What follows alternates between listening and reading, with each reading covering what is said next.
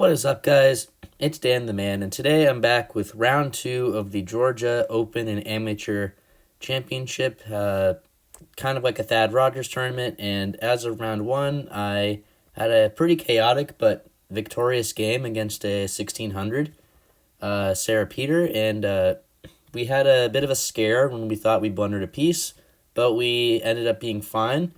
It was an illusion, and we ended up winning the game. So if you haven't seen that video, I recommend you check it out.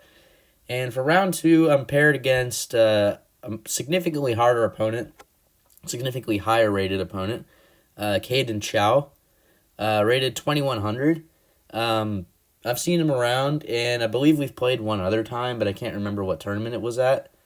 And we both know each other. We're both familiar. So, and I know he's a really strong player. So I knew what I was getting myself into. So let's go ahead and jump straight in here. Also, the time control was adjusted to be 90 minutes with a 30-second delay rather than 60 minutes like in round 1. And this is the time where we actually had to use the official FIDE note-taking sheets. And since I didn't have a FIDE, I had to first create a FIDE profile. So now I actually have a FIDE ID and everything, which I didn't have before. And I'm about to get a FIDE rating at the end of this tournament as well. So, very exciting stuff. So let's go ahead and jump straight into the game here.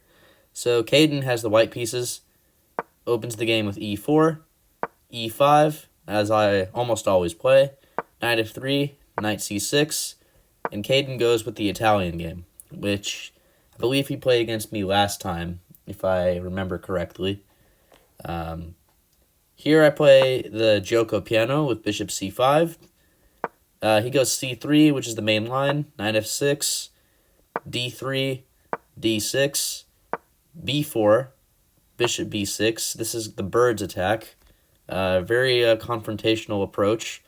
Usually white can strike in the center with d4. d3 is a bit of a more reserved line, but he's striking on the queen side rather than on the center. So after bishop b6, he just develops the knight. I castle. He castles as well. And here I play the move a5. I'm trying to strike at his queen side, and it would be great for him to take because I would sort of mess up his structure a little bit. So after a5, he played b5, which I was intending. But I didn't really care because my knight wanted to reroute anyway, so I was fine with that. And here he played the move bishop b3. Perhaps not wanting to get hit with d5 at any given moment. He can really play anything. It's pretty playable position, very flexible.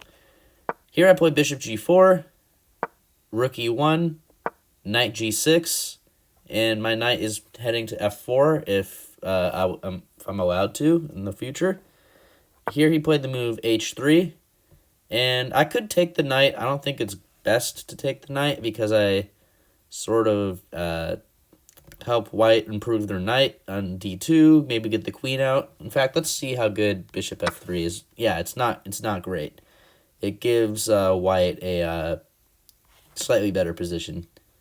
So I instead go with bishop to e6 here, and I was happy with the trade because if he were to take, then I would open my rook on the f file and have these sort of center pawns, but the engine doesn't really like it for some reason. Here he played the move d4, and he's trying to strike at the center, but I just take, and he takes back, and now he has a snowplow with the center pawns on d4, d4, but it's not really a big issue because I have a center pawn on d6 that can fight for some space. So after cd4, he's going to play d5 next turn and can gain tempo on my bishop, which I don't want. So I go ahead and just eliminate his bishop first. And after queen takes b3, I play a4 for two reasons. One, to attack the queen, and two, maybe I would put my bishop on this diagonal, which would pin the knight to the rook. So potential ideas along those lines. Here he played the move queen c2. And I play the move queen d7, connecting rooks and attacking the pawn on b5. He played the move rook b1, And I play a rook a5, which adds another attacker to the pawn on b5. And I was expecting Caden to maybe defend the pawn with his queen, like with queen d3, which he does, actually. Oh, I thought he played knight c4. He plays knight c4 soon after that. I thought he played it at this turn, sorry. So after I play rook e8, he surprised me here with playing the move knight c4. And the reason I'm surprised is because his queen's blocked by the knight, and that means I can take on b5, which I do. I was confused why he was offering me the pawn on b5, but since he's a 2100 rated player, he probably had something in mind. And I didn't take it first. I thought he was tricking me, but I didn't really see anything dangerous about taking, so I decided to take it. But I'm sure he had something in mind later down the road. Now what you'll notice is that my rook is actually undefended, or it's defended, but not enough times. So anywhere the knight goes, my rook will be en prise. It will be attacked twice, but only defended once, which means that Caden has the option to do a discovered attack with knight takes d6. And if I take the knight, then I lose the rook, and I lose an exchange. So I'm forced to take on b1, and then after knight takes e8, we had this little combination here. If I take his knight, he takes my rook on b1, and I'm just down in exchange. And if I were to try to take his bishop up here, he's not going to take my rook. He's going to actually throw in this intermediate check with knight takes f6, and I'll still be down in exchange. So that's not going to cut it. So I have to basically save the rook here. And I was thinking about a few moves about how to do that. I was thinking about queen b5, which is actually what the engine's suggesting. I don't know. I guess I didn't play it because I was worried that he would take and then take like this. And then I think I was worried that the endgame wouldn't be good for me because he has two center pawns and I don't have any center pawns. I have kind of a weakened kingside structure. But I have in compensation 3 pawns on the queen side versus his lone a pawn, so it sort of balances out here. So I should have went for the queen b5 line, but I instead keep the pieces on the board and I play rook b5 instead. And now Caden has a much better position here. Clearly, and the only sensible move is to take on f6 because otherwise his knight's trapped. So after knight takes f6 check, g takes f6, Caden plays the move rook d1. And I suppose rook d1, let's say he plays a random move like a3. I suppose he was worried about knight e5 things because his queen would be undefended, so maybe he was worried about stuff like that. But actually, apparently this is a blunder because why? Because of queen g3 check. And he's getting to my king, so I guess Rook he didn't really need to be scared. I guess he wanted to defend his queen. So I think that's why he played it. But anyway, after g takes f6, rook d1, he has a better position because of the center control, the doubled pawns around my king. And that's the main reason, and he just has a better position. That's all I can really say. So I played the move c6 to maybe give my bishop a place to reroute itself and target the king side in the long run, and also stop any sort of d5 advance for the time being. Here he plays the move knight h2. I don't know why it's a mistake, but the idea is to reroute to g4 and sort of attack weaknesses around my king side. And I was thinking first about h5 to stop the knight from jumping into g4, but that looked really bad because pushing a pawn in front of my king that can't really be defended, so I thought white could play a move like queen f3 and fork this pawn and this pawn. Actually, wait, the h5 pawn's defended by the rook, so I guess it's not terrible.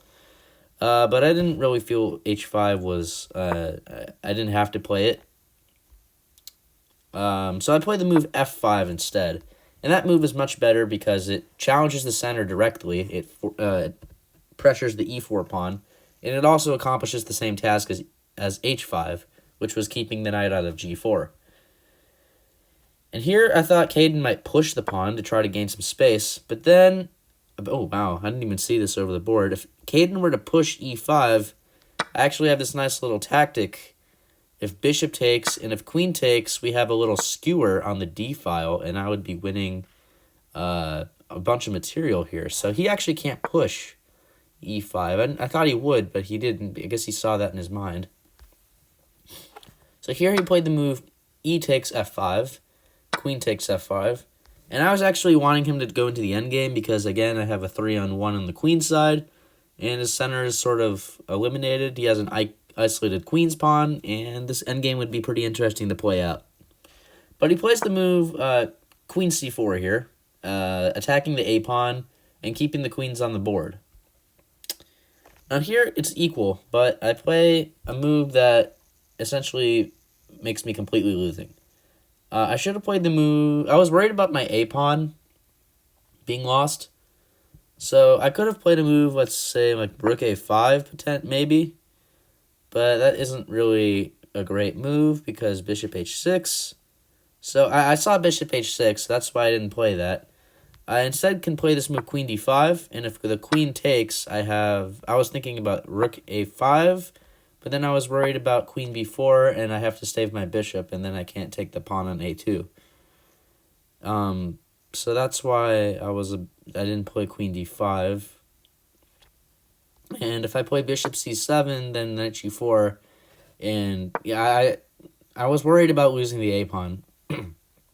So I play the move queen h5, which is a horrible move because it doesn't look horrible at first glance because if the queen takes the a-pawn, which is what my idea was, I would play the move rook a5 here. And the queen has to stay defending the rook. So if the queen moves here, my idea would have been to do rook takes a2. And after queen takes, to play queen takes d1. So that was my idea. That was the whole point of playing queen h5, was to attack the rook on d1 and sort of have the queen defending a lot of things. But the reason queen h5 isn't good is because Caden finds the only winning move, which is actually pretty easy to spot. And it's the move knight g4. And I sort of put my queen in a vulnerable spot. Now Caden's threatening to play knight f6 check, which is a simple fork of the king and queen. Knight h6 check is also a threat because the queen and the knight would be attacking f7.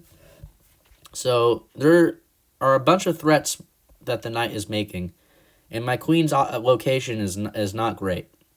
So I try to figure out how to defend my weaknesses. So I play the move rook f5, which defends the fork, and I thought, okay, if knight h6 check, I'm going to go not to g7, where I'll get taken with check, and I might go, let's say, if I go to f8, then bishop a3 check.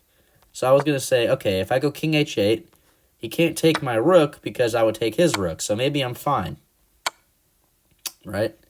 So I'm surviving for now, but I'm not going to be surviving for much longer. So after rook f5, he played rook e1. Very simple move. Getting out of the line of fire, threatening a check on the back rank. Knight h6 check is still a threat because it would be a fork on the king and the rook.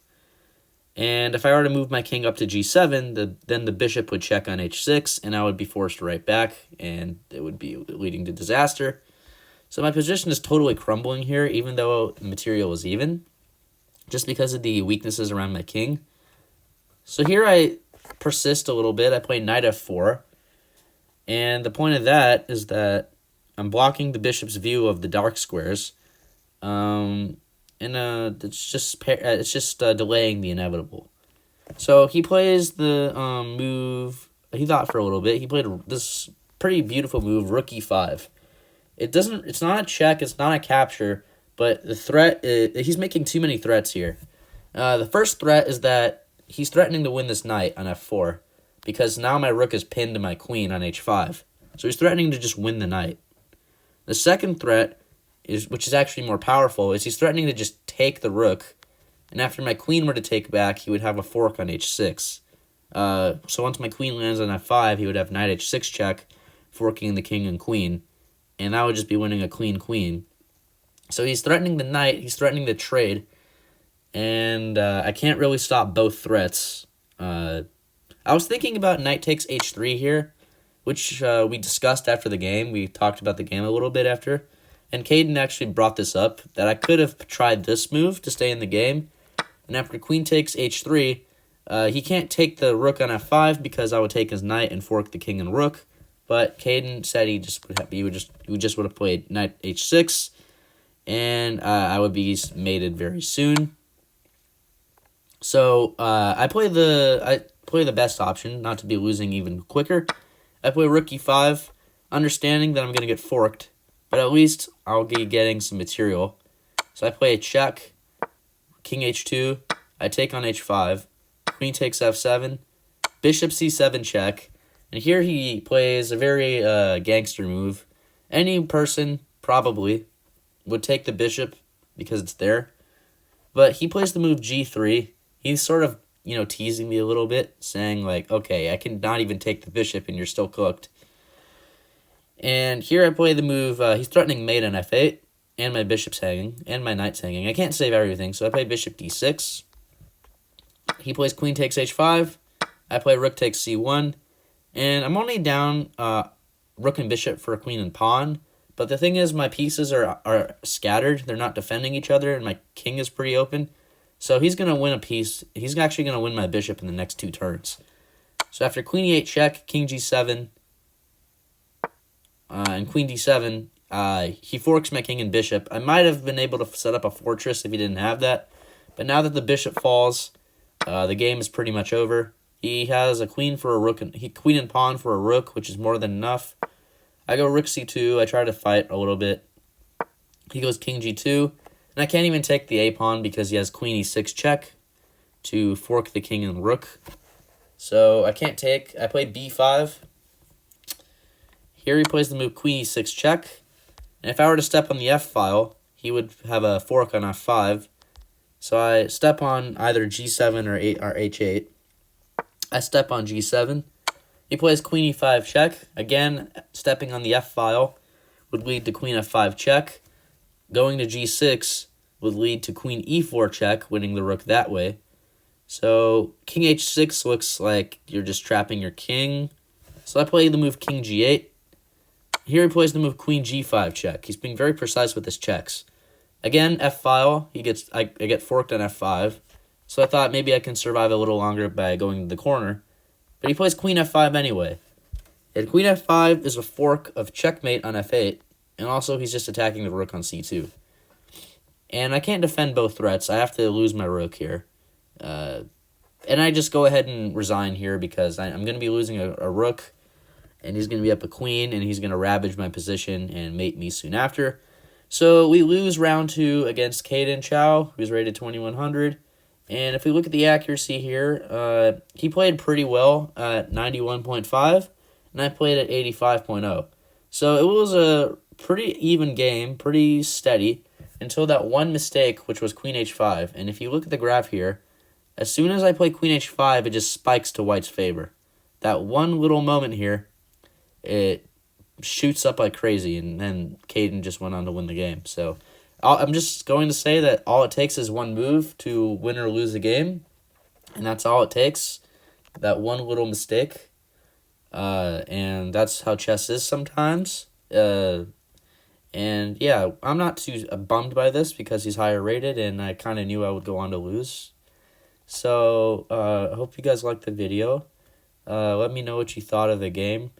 And if you like content like this, please don't forget to smash the subscribe button and stay tuned for the other games I'll post soon.